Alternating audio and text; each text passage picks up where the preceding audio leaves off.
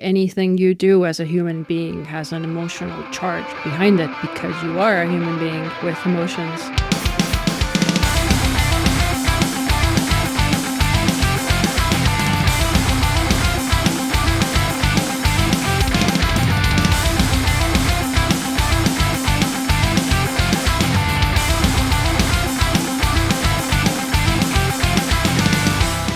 What is going on, certified homies? Welcome to another episode of From A to B. You have Shiva, and I'm joined by a repeat guest, Gerda the koala. Oh my god, I almost said Gerda the qualitative. Whatever. Gerda the koala Vogue Thomas, who is the co-founder of Qualitative, qualitative.com. All around amazing human being. Gerda, welcome back. Hello. It's so nice to be back. And that's a terrible transition to the topic for today, which is taking out the emotion in experimentation. Let me ask you my first question here. I should have done plugs. By the way, we have a Substack, not a Substack. Don't go to Substack. We have a Beehive, from a2b.beehive.com. I follow a lot of YouTubers and stuff. I'm like, they always plug stuff before they start. And I just I don't remember because I'm excited to Gotta self-promote. Yeah, cool. Well, I assume everyone just uses the timestamps and skips to the first part to ignore all the bullshit in the beginning anyway. If you're listening, give a thumbs up if you heard this. All right, I did the part. Okay. Nice. First question for you, Gerda. What's the most emotional you've ever been in the experimentation process? Give me an example of you having emotions in the process. I'm actually pretty surprised that you chose this topic because you just mentioned earlier, too, that you're one of the most emotional guys about this industry, right? You're very excited about what you're doing, which is good. But for me, I think more of the emotionality was probably in the beginning of my career when I was, still trying to find, a steady ground to stand on, not having enough experience, just kind of trying to put things together. And then, somebody comes in and says no, this is shit, what you're doing. Stop and try again. And then, that hurts. But then as you do more and more of this job, you realize it was pretty bad. I needed to learn and get better. It's interesting because I think that's what drew me to this job. And I think that's what draws us to this job is there is some emotion to it, but there's that dopamine hit of winning that people like to chase. I don't know, that first test win that I had, that was actually a test win, not just it won for an hour after I launched the test. That was such a cool feeling. You did something and you measure that impact and you're it won. And that was the thing that I did. And same for me. I was a junior in my career. That was a cool moment. And I think I'm probably perpetually chasing that dragon where I don't think I'll ever get that high, that first test win. But I will do my best to try and chase that dragon over and over and over again. Yeah, but stuff like that still happens, obviously. Everybody messes up. Just today, I had a client call where, we launched the test, I think yesterday or something, and overnight, it had only been live for 12 hours or something, and it just completely broke down for unknown reasons that we now have to figure out. And, everybody panicked and, everybody knew it was our fault. We kind of, had to deal with it on the spot, right? And that just... It feels bad. I don't want stuff like that to happen, and I'm doing my best to avoid stuff like that, but it does happen, so... You're going into the test wanting it to win, wanting it to do the best you can with preparation of running the research, doing the test build, QAing it. You're doing everything you can to set it up in the best way you believe possible to set it up for the most amount of success. And I think maybe that's where sometimes emotion plays into it, where it's you're so invested in this thing. You spend so much time, money, effort, brain power. When it loses, you're well, that was a fucking waste. That sucks. Mm-hmm. Yeah, the analogy just popped into my head. That would be an equivalent situation with, buying a house, for example. It's you need to imagine your entire rest of your life at this random house that you're viewing right now, but also you're probably not going to get it, so don't get attached. And then over and over and over again until you find something where you can live. It's kind of the same with an A/B test. It's especially in this housing market. Yeah. Well, even the ones that you're this is amazing. You're oh, I can't afford a $5,000 a month mortgage. That's cool. I guess this is never going to be a dream for me. Yeah, but with A/B testing too, it's like you need to get people excited about it enough to push it through to make sure you can even launch anything, and then also try to mitigate biases and personal opinions about like what do these results actually mean. And these results are it's just like a point in time. It's not forever. It's not attached to anybody's identity or anybody's worth as a person or anything like that. Let's just try again, right? That's really interesting you brought that up. It's not a reflection of your identity. But I think that's where when I was a junior, I did feel that way because it was my idea. Like it was my brain that came up with the idea and I spent so much time building it and then I was invested in it. And that's why I think that's where early in my career, I felt like my ideas had to win. Otherwise it would be a reflection of how dumb I was. Yeah. Otherwise you're a bad person. Right? Otherwise not only am I a terrible person for screwing the business over, I am a dumb ass person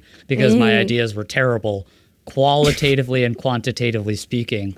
And I think that's where it did affect me. Like test losses early on in my career did hurt me. Like I felt bad about it. I felt like I was an idiot because my tests wouldn't win. Yeah, I think that's kind of like maybe even a bigger can of worms in terms of corporate culture where people's identities are so attached to their job, even descriptions and just like random things that they have power over in an organization. And so many random problems stem from that. Like trying to get access to random tools sometimes is like an uphill battle because people feel this weird like ownership over like, their analytics setup. I don't want anyone else to look at it, to point out flaws in it. And, because otherwise everything will come crashing down and they'll see that I did something wrong when it's like, no, we're just trying to figure it out together and make it better, right? Do you think being emotional is inherently a bad thing? Because I'm sure there's some nuance to it where I'm sure there's some scenarios where like being emotional in the experimentation process can actually be a boon and not necessarily a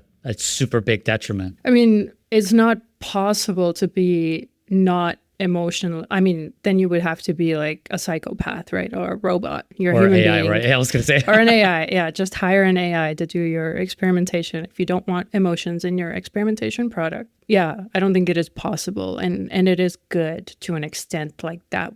That's what makes us, work better with other human beings, be considerate of variables, and just like not try to force anything that's unnecessary, I guess, because at the end of the day, who are we optimizing these things for as well? Other human beings, right? So I'm going to get on my anti-AI soapbox for a second.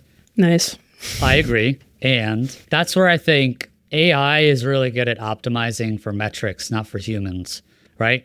And sometimes there's overlap. Sometimes the metrics are the things that are human behavior that are great. But having empathy for your users and being able to bring the human emotion into your decision making, into your hypothesis, into your analysis, you can start contextualizing some of the metrics that like that's where dark patterns emerge, right? That's where you take the emotion out of that and you're like, how can I squeeze as much juice out of this person, this number, and not like, wow, yeah, I guess your numbers might go up if you make a 50-step process for you to cancel your gym membership.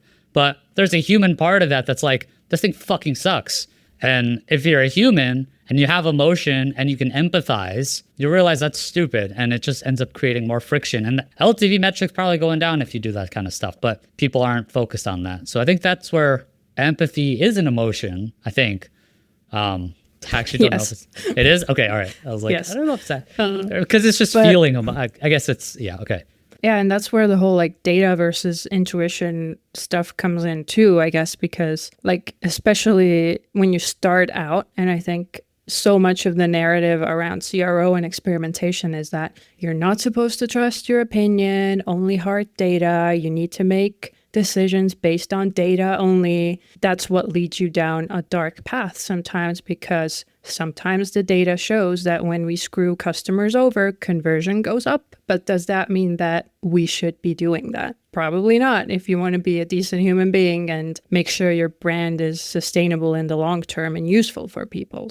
And I think that empathy extends beyond the users that come to your site. And there's also empathy with your stakeholders too, right? Understanding that maybe some decisions that they're making maybe it's not even decisions they're making, right? Maybe there's someone else who's forcing them to do something a specific way. And instead of being frustrated because they're not agreeing with the decision you want, trying to understand where they're coming from might create a partnership with that person. And then you and that person can partner together and create a better scenario that maybe you guys are aligned inherently, but it's just they're getting pressure from something else, shitty leadership, bad decisions, they need to do something else. I think that's where having emotion in the experimentation process is a boon, and it's really great. The other side of the coin, or the reality, is that often experimentation does sort of bring things into light that otherwise wouldn't have come out, like, oh, there are holes in this process or this UX flow or whatever that we should be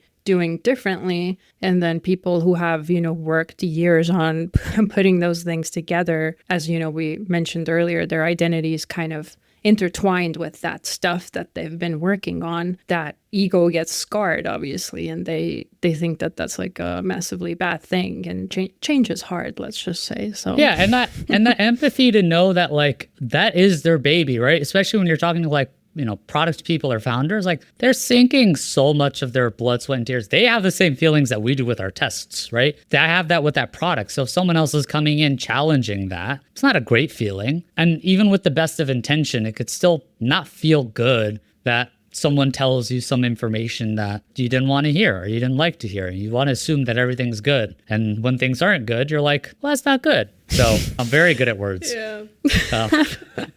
Words are hard. Also, sort of like related to that, did you see that new viral tweet from the product guy from X that went live like yesterday? I think? Did. Do you want to explain it though? So basically, he posted that he can't do A/B tests anymore. If it's a good feature, it goes into production. I will not wait for results, in quotes. The only results is when DAU go up, and DAU, there's too many marketing abbreviations, daily active users. So that's like the only metric that matters to him, I guess. And then he finishes it off with, and if it breaks something, you guys as in the users of the product are responsible for complaining about it. And then they will, I guess, take it into production to fix it. So I thought that was a joke. Is it serious? I don't know. I've seen it, like people reposting it everywhere and stuff. And like, I look forward to the next 3 months when everyone just says that A/B testing is dead again. But so I read that and I legitimately thought it was a joke. I was like, he complains. He says the users are the problem if a good feature doesn't work. I was like, that's the shittiest thing a product person could say. That has to be a joke. But I guess in 2025, there are some things that are very serious. Or I mean, I wouldn't be surprised at this point. Yeah. And like, I doubt that like such a person that high up in a company like that can afford to post jokes like that.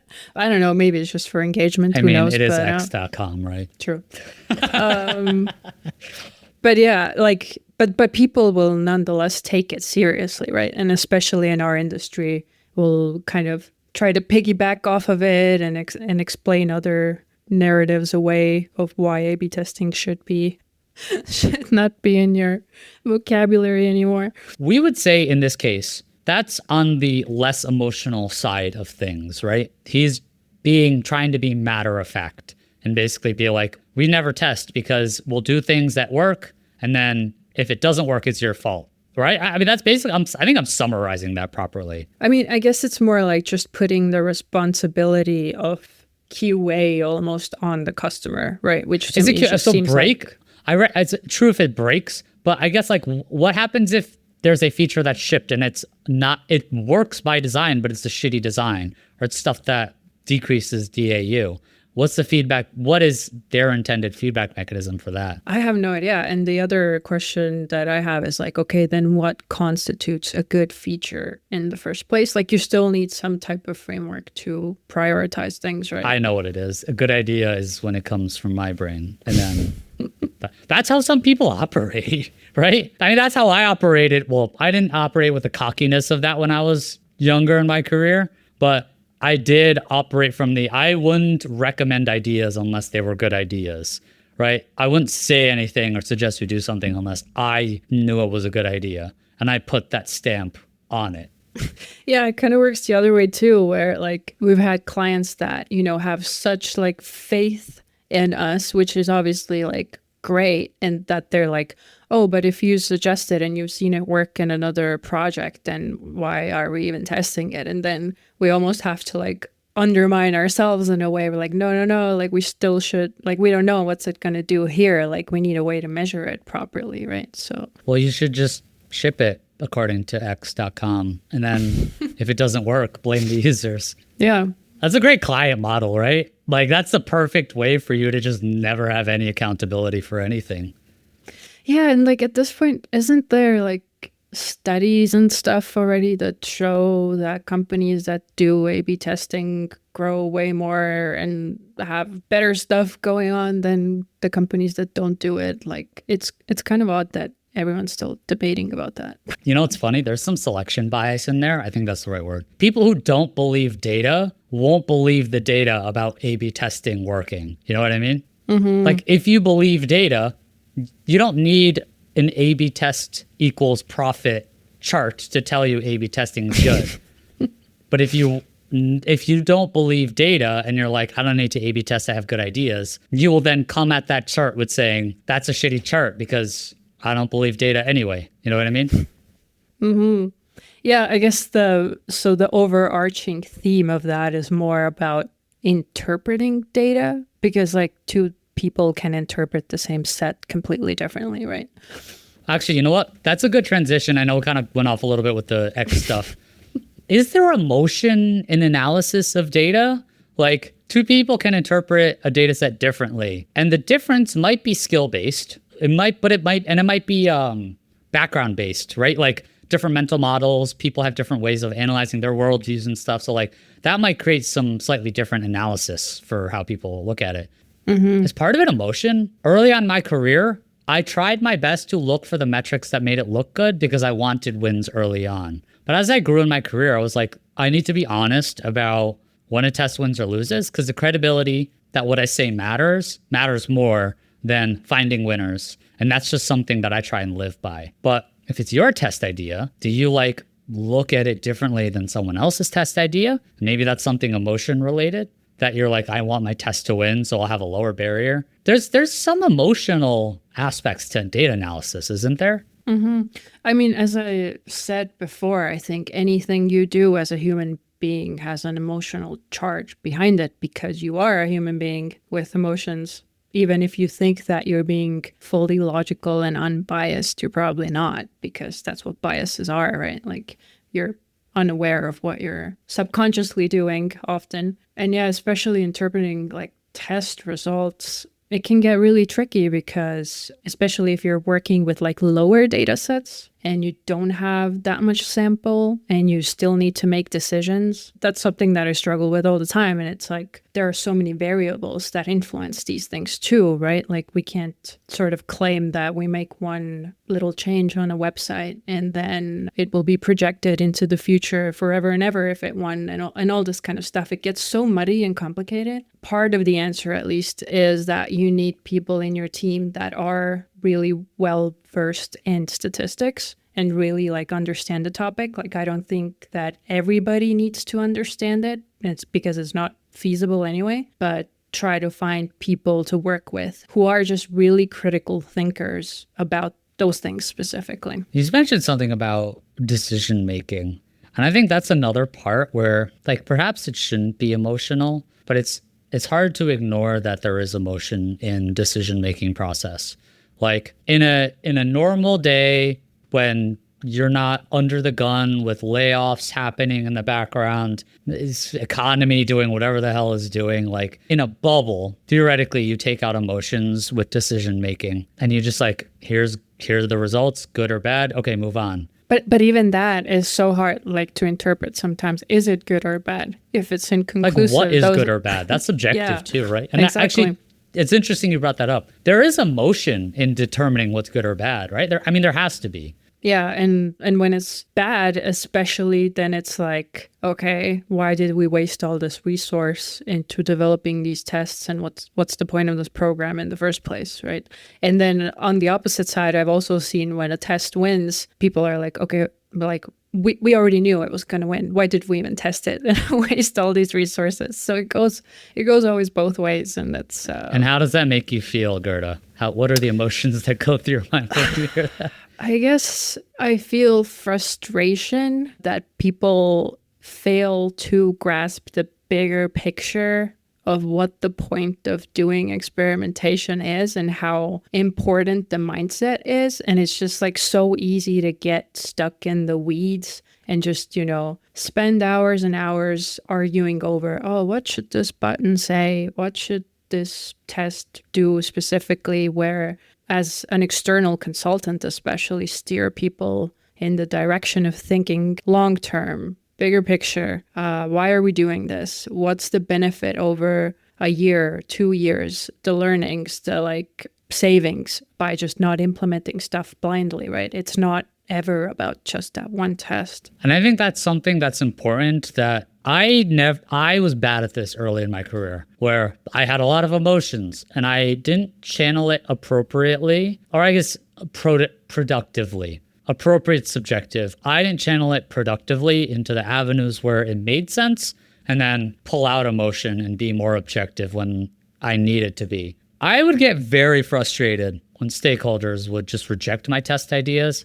I'd get very frustrated when, just like with the people who are like, well, why'd we run the test? We knew it was going to win. It's like, we didn't know it was going to win. That's why we ran the test. We talked about that before. And similarly, I'd get frustrated when people are like, why are we testing this? We know it's going to win pre-test. I'm like, we don't. That's the point of testing. I'm curious if you agree with this. It's not I almost said it's not appropriate. I think appropriate subjective. It's not productive to channel negative emotions when people push back. I think part of this is just try to understand where they're coming from. Why might they push back? Where is their mental model? Because you could complain about it on LinkedIn, and I support this. Talk about how shitty stakeholders can be and how it's frustrating to deal with that process. Great therapy, I support it. CRO roundtable, go to like experimentation conferences and bitch about it.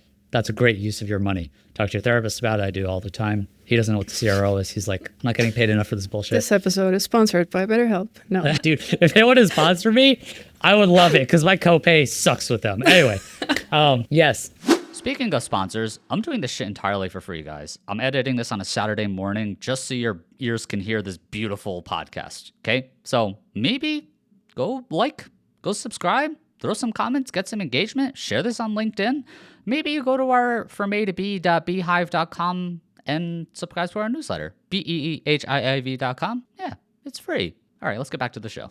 I think those are super appropriate ways because it's not don't run from the emotion. It's right. It's logical to feel frustrated in those times. But man, like if you wear that on your sleeve where a stakeholder is like, I think that's a shitty idea, it escalates the temperature. And it creates a cycle of maybe they don't want to work with you again. And they're like, why would I keep on working? He just gets mad every time I try and offer my opinion. And they might create their own narrative while you're trying to push what you think is right. It escalates and it creates a cycle of them not wanting to work with you most likely. And that's not productive. How would it be productive to channel your emotion when you're getting frustrated with stakeholders like that, where they're not approving your test ideas? They don't want to run tests. They don't want to run your test ideas. They don't want to, how might I channel that appropriately? Or again, productively, not appropriately. Yeah, I mean, sometimes the road just is blocked and you have to find other ways or other areas that you can focus on. In the meanwhile, it might be research or whatever, but I think it's also good to think about testing as like, there are 3 distinct, what's the word that I'm looking for? Periods of running a test, I guess, or, you have the pre-test era where you're trying to figure out what a good hypo is, how to support it with data, get buy-in from all your stakeholders and just like get the thing live. Then you have the era where your test is running, where you need to like monitor it, but also not do too much peeking and too much deciding on things based on low sample sizes. and also mitigating a lot of expectations about why is it taking so long and all this stuff. And then you have the post test era where you need to interpret the results properly and also just distribute the results across organizations and like make sure everyone understands what the next steps are and are we iterating, are we not, like all these things. These three different periods of running the test, like different levels of emotions are needed, I guess. Like, you know, when you're trying to get the thing live, you need to be more of a champion and get everyone excited and, you know, want to participate in it.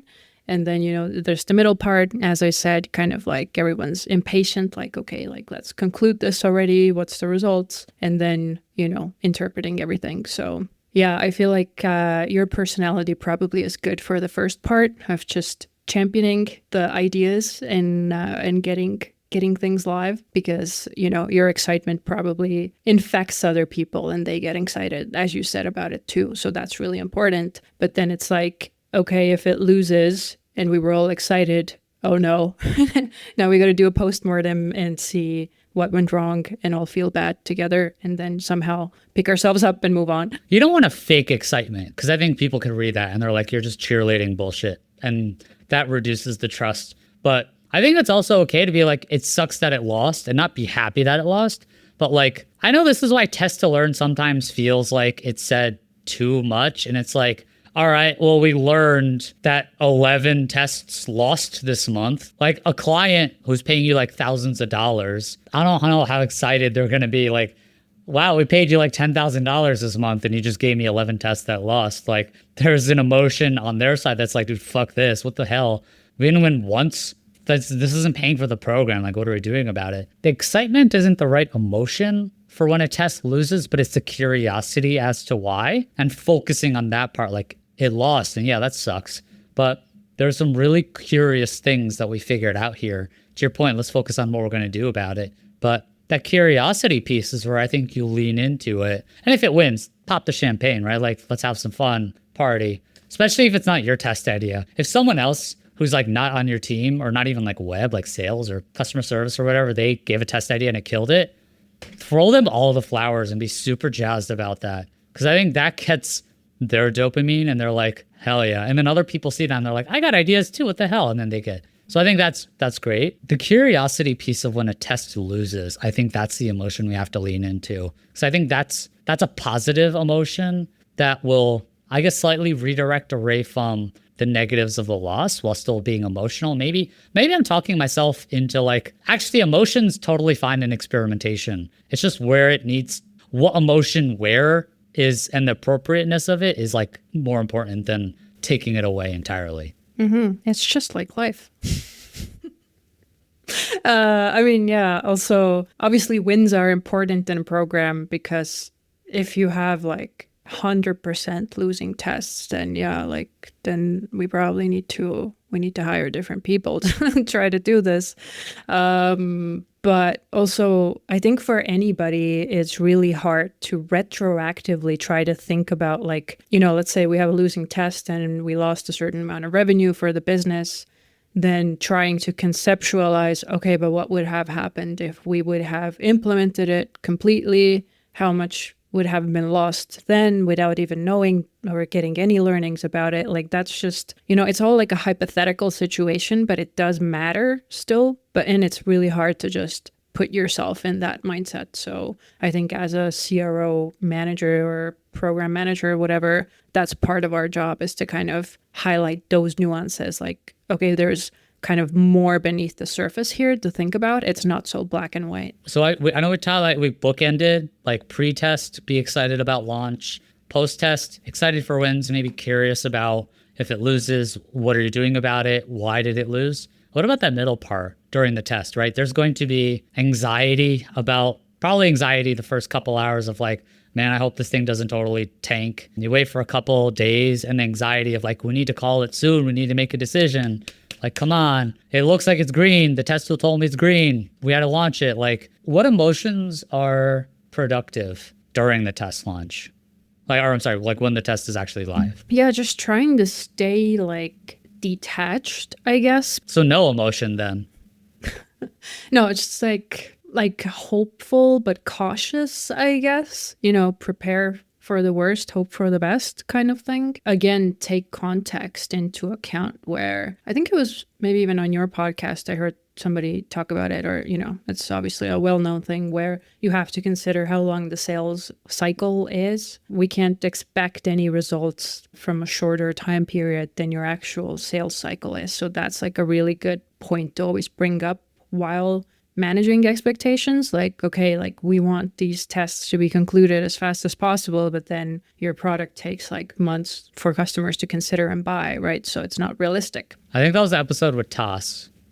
Oh yeah, maybe. Yeah, I think okay. I think that was her. That's the plug. Good job, podcast. Good job, podcast, Shiva.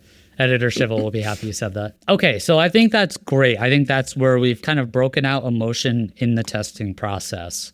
What are some ways to manage the emotion? How I found it productive to manage my emotions. One, lots of therapy. BetterHelp.com, promo code Shiva. Not really. I'm not sponsored by them. But therapy actually does help because there's some really great tips and tricks to actually manage those emotions. But I've actually learned a lot about psychology in therapy that helps me work with other stakeholders appropriately. And the biggest thing I've learned in my career, but also in therapy, is just like focus on the problems. If someone is rejecting your test idea and they're being buttheads about it, it's probably not personal. And it's probably because they have other problems they need to focus on. And your problem you're solving is data to ship a thing. Their problem is, I need to ship a thing, otherwise someone will get mad at me and I'll lose my job, as an example. Understanding, and I guess part of it's actually just being able to let go, which is an incredibly hard skill for me. I rarely let things go. I'm very petty. So like, I think that's something that is important too, is like you're not going to win every battle. You shouldn't expect to win every battle. By the way, have you seen that? Like, I've actually noticed that a lot of junior CROs get like super mad when tests are not run, and they're like, I'm the CRO guy and you're not running any of my tests. Or I guess any of the tests is bad, but you're not running this one specific test that I super want you to run, and I'm pissed that you didn't do it. Fuck you. That's not productive. Yeah.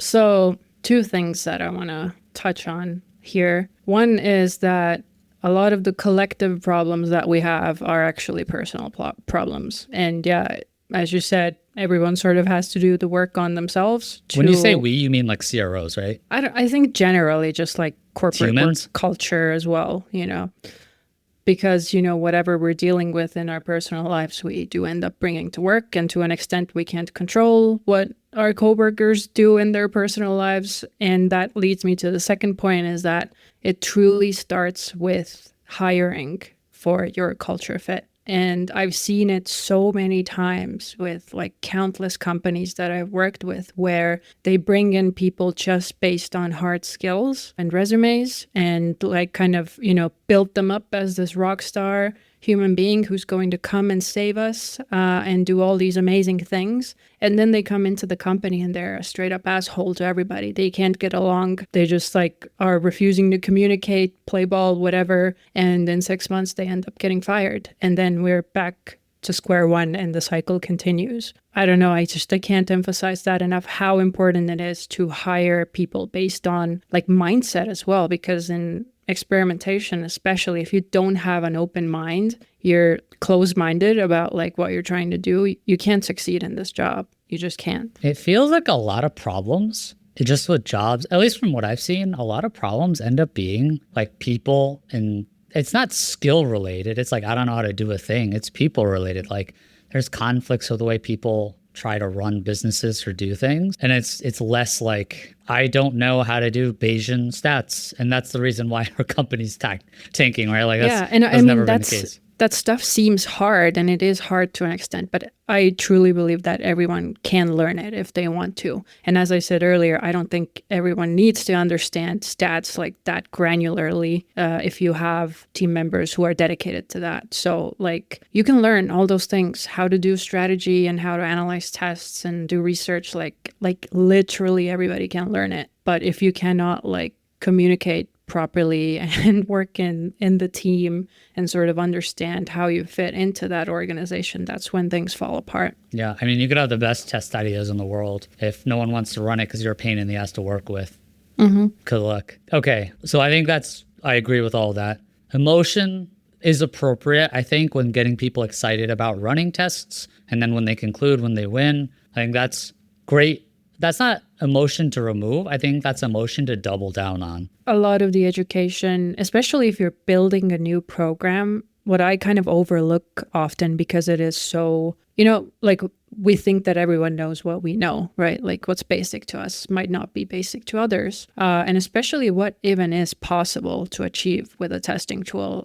Like I find myself in these conversations often where we're just proposing a test and it gets perceived as this massive like effort and lift. And we're like, no, it's actually like couple of hours of work. Like it's a super easy lift with a testing tool. Like we can manipulate the, the front end of the website. And it's like people are like, oh, you can do that. It's not like a full on development project. And we're like, no, like that's kind of one of the benefits of what we're doing here. And just, reminding yourself that there are, a lot of those things, as you said, to constantly remind people of, which may get them excited as well, because it eventually makes their job easier. Is that an emotion? Like, making someone's life easier? Is that an emotion? I don't think it's an emotion. It's more of a task, but like there are feelings associated with making someone's life easier, right? That's one that you quadruple the hell on. You quadruple down on all the, whatever. I can't, I'm mixing analogies. Do a lot of that. Shiva, to do that. Yes.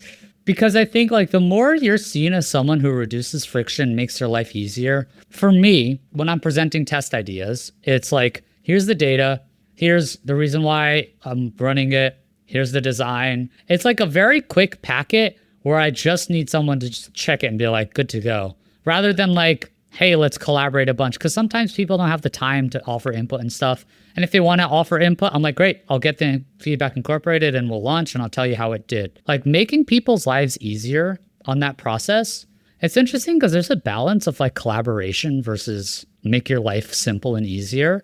That's a balance you just have to figure out at your company because it's not going to be a simple rule. Some people prefer to be involved as early in the process and be involved in making the sausage. Some people are like, dog, I don't care. Just tell me where to sign. If this is a good idea, co-sign, great. Then the less friction you give me, the better. So there is a feeling associated with like make my life easier that people gravitate towards. So it's not necessarily emotion and experimentation, but it's like make people feel good about working with you, I guess.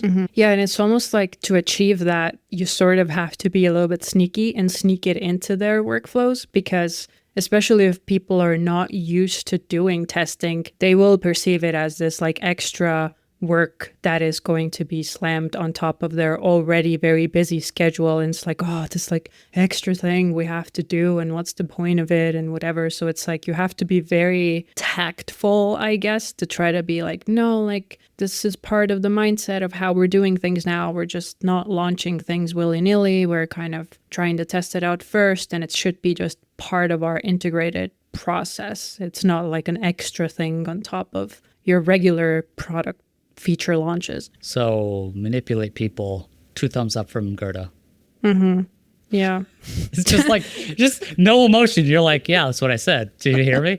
No, but only use your powers for good, Don't be bad. Just do it for the greater good. It is a really great point too, because like, I think that gets, there's some flex into like understand their problems because like, if you understand where their problems are and you almost pre-solve their problems, or you understand their problems and pre-solve their pushback, they're going to be way more likely to do it. So like, okay, I have this one stakeholder. We need to run tests. They hate running tests because they say it takes too long. The designing takes too long. And they're like, the data, I'd rather just go live because I know it works. And it's like, all right, well, in order to address this person, why don't I have the test ready to go always, or at least in the short term, have it ready to go, not include any big disruption to timeline for their internal timelines. If they're like, I need it to be live by November, and by the time the test concludes and we have a decision, it'll be mid-October, so that doesn't compromise their timelines. I have the design ready, I have the test ready. They just have to say yes. And you talk to them and they're like, all right, whatever, do your fucking bullshit, whatever. It's not going to compromise my shit, right? All right, do it, whatever. Right? Like maybe that gives them the passive, just like, all right, whatever, do whatever your testing thing you want to do, you fucking nerd. Right? But then like when the test wins, And they're like, good job. This thing's amazing. Plus 16% lift to conversion rate. Put that on your resume. That's an amazing. Then I'm like, wait, I didn't know. Wait, I made a lot of, wait, how much money is that? Oh, that's like plus $40,000 a month. And they're like, huh, maybe I want to work with you again. Right? Like it's a little light bulb moment. I guess part one's like, make it easy and then lead them to the light bulb moments lead them to water without whatever. I can't think of analogies. Make them feel good. I mean, I get what you mean. Yeah, we totally take that approach with all of our clients too. It's like none of the stuff that gets achieved, like we take, we take some credit, but it's like, it's a team effort, and we always highlight like where the idea came from, like internally, and their input on it, because it does matter so much, especially if you're working on a more complicated product or something, and there are a lot of conflicting features. We try to launch something, and then somebody's like, oh no, but like this will actually mess this other thing up, and there's a contingency and all this. Like it does take a village, so to say. So yeah, I think that's kind of like what a lot of agencies do. I don't know if wrong, but there's a specific mindset where agencies are like, oh, look at all the stuff we did for you. And I don't know, we're just kind of like going in a different direction. Like, no, it's like, we're here to support you and help you like get better, right? Amazing. All right. So I think the episode title is going to be Make Your Stakeholders Feel Good. That sounds wrong. Sounds accurate to me. I don't know what you're talking about. I have a clean mind. Gerda, I know you at Qualitative with Ryan are working on some really cool stuff. I know one of the things they're working on is an A/B testing analysis tool. Excited to see where you guys land with that. I think that'd be really cool to pull it out of testing tools and be centralized rather than being married to whatever tool you have to use. I think that's really cool. Yeah, we live in a time of data warehouses and complicated analytics products. So we're trying to simplify all that and not force people to write SQL. So that's kind of our tagline. But connect with me if you're interested in any of that. Cool. So that's Gerda Vogt-Thomas on LinkedIn, qualitative.com. Anything else you want to plug? That's pretty much it. Cool. All right, Gerda, thank you so much for hopping in. I hope you feel great. I hope you have positive emotion. Yeah, you too. I don't know. I guess that sounds a little weird. All right, I'm just gonna end it here. All right, great. Good to talk to you. Okay, thanks.